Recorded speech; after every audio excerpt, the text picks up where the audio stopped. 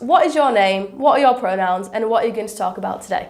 My name's Marie. My pronouns are she and her, and I'm going to talk about having a lifelong condition, which is Ehlers-Danlos syndrome. Could you give us an Ehlers-Danlos syndrome 101? It's a connective tissue disorder. So that means it affects ligaments, skin, all the sort of stretchy bits inside your body. We're not all exactly the same. So two people with Ehlers-Danlos syndrome and they won't be exactly the same. The ways it affects me most of all are my joints, which are very flexible, very mobile, and therefore they get injured easily. The joints are quite worn out now. So the doctors were telling me when I was about 25, they were saying that the joints had the degree of arthritis you'd get when you're about 75. I don't know what it's like now, I don't know, but it's bad. I've got arthritis in every joint really, so that causes a lot of pain. It also affects my skin and healing. So I fall a lot or injure myself. I can injure myself really in a very simple way. I can do something like get the cloth to wipe up a bit of porridge I spilt and dislocate my wrist, or bite an apple and dislocate my jaw. I get these injuries easily, but they can be quite hard to mend. So I have to be kind of, if you like, I have to be stronger than most people in order to be the same. So I have to work very hard at physiotherapy. And it means if I do injure myself badly and I need surgery, it might be harder for me to recover. Sometimes wounds come open and get infections. There isn't any cure for Ehlers-Danlos syndrome. You've got it. So there's nothing that can cure the whole thing, but what you have to learn to do is to manage it and live with it and learn the tricks of how to try and keep yourself safe so you don't get hurt in the first place, and what to do when you're injured. How did Ehlers-Danlos syndrome affect you growing up? Well, in the beginning, nobody knew what it was for a few years. So I was always just falling over things, tripping over things. So I was told that I was clumsy, I wasn't listening, I wasn't looking, I wasn't concentrating. So for years, especially at school, PE and things, I was always in trouble because I couldn't do it. And I was always being told off because I wasn't trying or because I wasn't doing things properly. At PE, we did archery, and I chose archery because you didn't have to run. If you do archery, you have a guard on your elbow so that when you kind of do that and you let go, this guard protects your elbow. We did it for 3 weeks, and each week the string, whatever it's called, sliced my elbow really badly. And so for 3 weeks I got told off for putting the guard on wrong. And the 4th week the teacher put the guard on me. And what we realised was when I stretched my arm out, it bent round so far that it missed the guard. But that's another time when I was told, I'm doing it wrong. Nobody sort of thought, oh, I've never seen an elbow that moves like that. I quite often went to hospital actually, and they did say things like, well, an ankle's not supposed to move like that, or an elbow's not supposed to move like that. But for a long time, people didn't put it together. Actually, I'm jumping ahead a bit here because I was 60 when a doctor said to me, you have dyspraxia. Did it make a slightest difference to me falling over? No, not at all. But what it did at last, it said to me, it's not my fault, which was an amazing moment, So I've gone through life being clumsy and doing things wrong when I was young, which affected me at school a lot, to be honest, because PE was such a nightmare. The only way I could cope with that nightmare was to skive out of school. So on PE days, I either wouldn't go and I'd sit in the park all day, or if it was in the afternoon, I'd go in the morning and skip home at dinner time. And actually, when I did my GCSE, you could tell because half of them I got grade 1, which was the top grade, and the other half I got grade 9, which was the bottom grade, because those lessons were on PE days. And I don't think anybody ever kind of looked at that and said, why are you always running away on those days? So I think there were what now we'd call missed opportunities, wouldn't we, for somebody to really look at this and say, why is this body not working properly? Have you felt you've been marginalised or stereotyped? Maybe not as much, because I've always worked really hard to hide it, and I've always worked to get round it. It's not so much because I've got Ehlers-Danlos syndrome, but it'd be hard getting a job, say, if I've just had 6 months off in hospital. So they say, why have you got this absence? And I say, well, I had to have an operation on my leg. And, oh, look at your attendance, you were off for a long time. And otherwise, I suppose I've always covered it up to some extent, and I've tried to manage it. So most of the jobs I've applied for, actually I have got the jobs later on, because I've gone to look at the building and thought, right, oh, that's all right, I can manage those steps.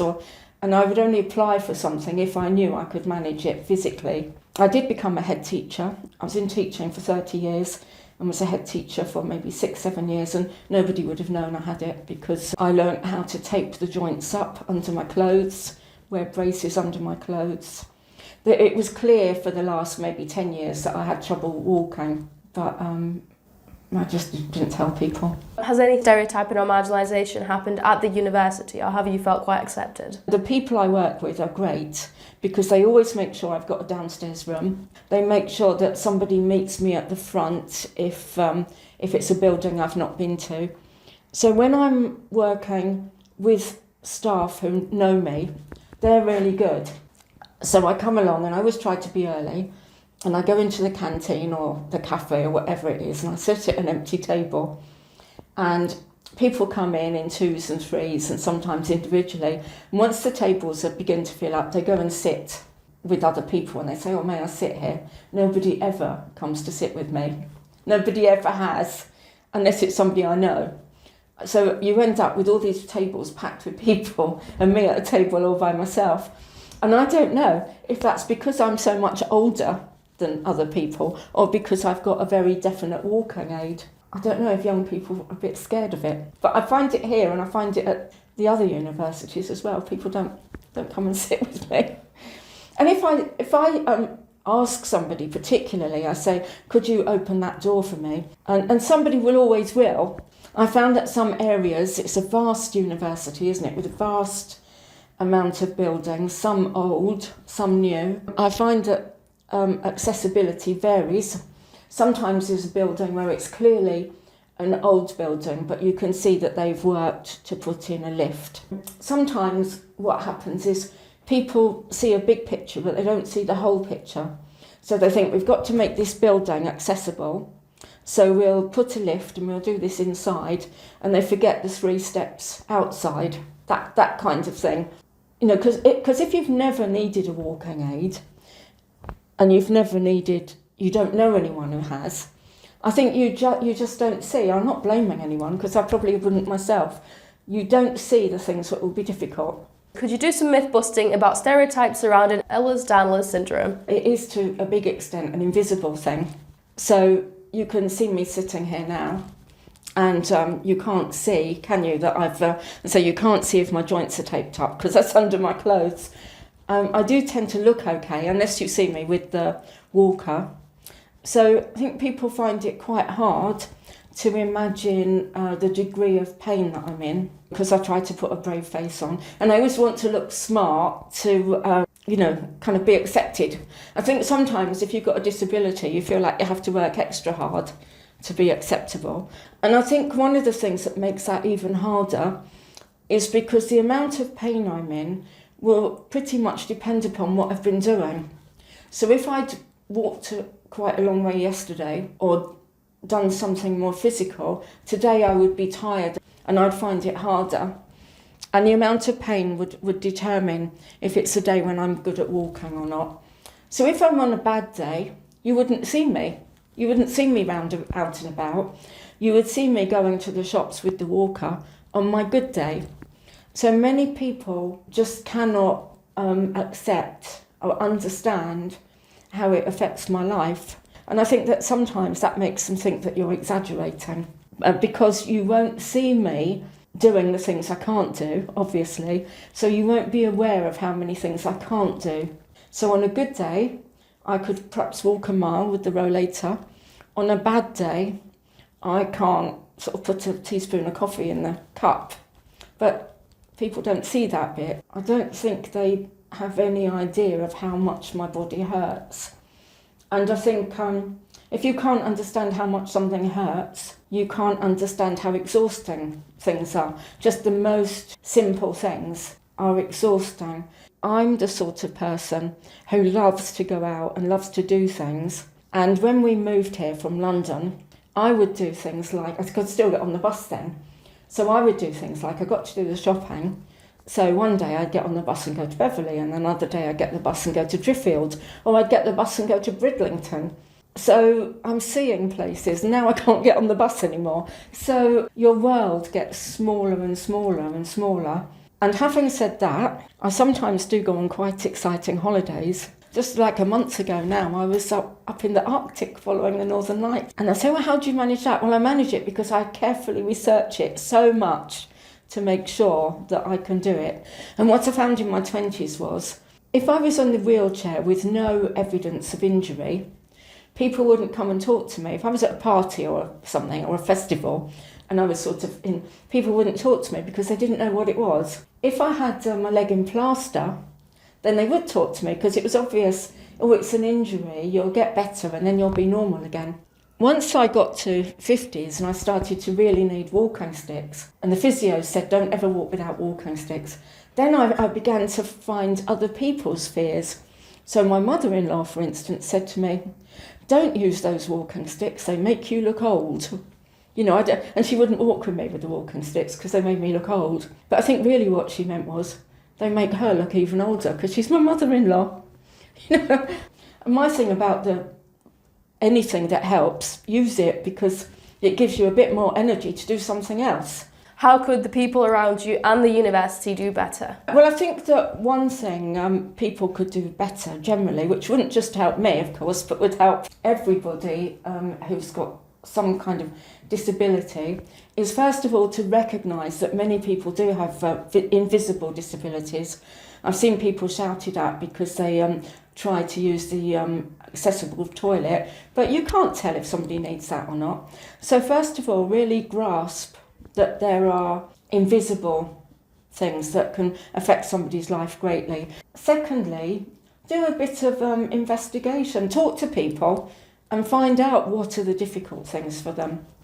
You know, I said difficulties for me are stairs and steps and doors, and talk to people and find out which things are difficult. And I wish that sometimes people would stop and find out what it is you need before pushing in. It's helping people to be more aware of who might need help, how to check what's the right help. And I know that's tricky because sometimes people will offer to help and it doesn't go down well. And so I know that's a tricky one. But then finding out more, what are the issues for a wheelchair user or a rollator user? How do you feel the media represents Ehlers-Danlos syndrome? There have been quite a lot of stories about people with this in the papers and magazines in the last couple of years. Unfortunately, they often choose people who have the most severe conditions and they really can't get out of bed. So that, I think, makes it a bit harder for somebody like me, who is not quite that bad. There are places where you can get good information. So there's a couple of EDS support groups where they publish things and they publish leaflets and so on. Whether or not anybody properly takes notice of them, I'm not sure. And what the specialists say is it's probably not as rare as people think. It's more likely that people haven't been diagnosed. And when I think that I went through a childhood of having really strange injuries, you know, or things like ankles going down gratings and the fireman saying, how did that get down there? It's impossible. And having wounds that didn't heal up and having stitches where it all went wrong, and nobody then sort of put it together. And sometimes as well they call it things like, I read one the other day about somebody who said, I wasn't diagnosed from this terrible illness. And when I started reading it, I thought, I bet it's EDS, and I read on and it was. And they call it this terrible disease. Well, it's not a disease, it's a condition that you learn to live with. I don't think of it as a disease. I think of it as a difference that I have to learn about. Is there anything else you would like to say or anything you would like anyone to know about Ehlers-Danlos syndrome?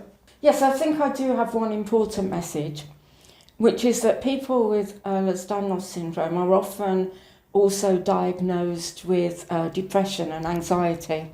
And that makes a lot of general people and even medics think, it's the depression or the anxiety that's causing the pain. And I want them to stop and think, if you're in pain all the time, can you not understand how you get depression and anxiety?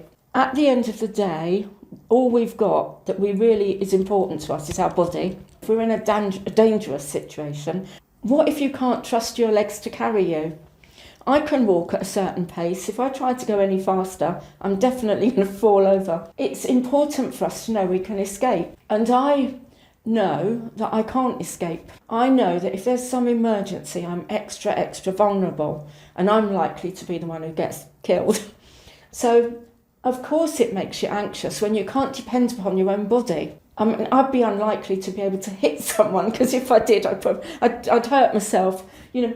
So I think that anxiety is a very understandable part of having a mobility problem. So I think it's not fair when people say that the pain might be due to the anxiety or the depression when they might come the other way round. And I think it's fair to help people achieve as much as they can, because the times when I get really depressed with this pain, I kind of do a quick sort of of my life and think, well, actually, I've still achieved quite a lot, and I still do a lot, and that's actually an achievement. Yeah, help people to do their best and be their best. Help them to achieve so that they can kind of get to the end of their life and still feel that they did something.